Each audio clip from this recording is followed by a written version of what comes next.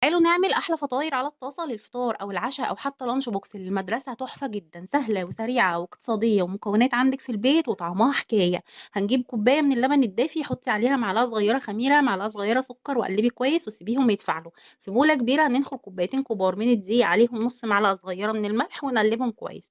أول ما الخميرة تتفاعل هننزل بيها على الدقيق، ونكون محضرين جنبنا كوباية كمان من اللبن الدافي أو المَيّة الدافية، مش هتفرق خالص في الطعم. هننزل بقى باللبن أو المَيّة بالتدريج ونقلِّب بالمضرب لحد أمّا تكوّني عجينة سايلة شبه بتاعة الزلابية كده. سيبيها 10 دقايق بالضبط تخمر وترتفع وبتبقى ريحتها تحفة. بعد كده هنجيب طاسة ما بتلزقش، ندّيها دهنة زيت، نحطها على النار وننزل بقى بالعجين بتاعنا حبّة صغيّرين، حبّة صغيّرين بنفس الشكل اللي أنتِ شايفاه. أول ما تتشمّع وتاخد لون دهبي من تحت نقلبها على الناحية التانية لحد ما تاخد لون من الناحيتين وتستوي كويس. هتطلّعيها على فوطة مطبخ نضيفة وغطّيها بفوطة كمان عشان تفضل طرية معاكِ. قدّميها بقى مع عسل، مع جبنة، مع حلاوة، مع مربى، طعمها تحفة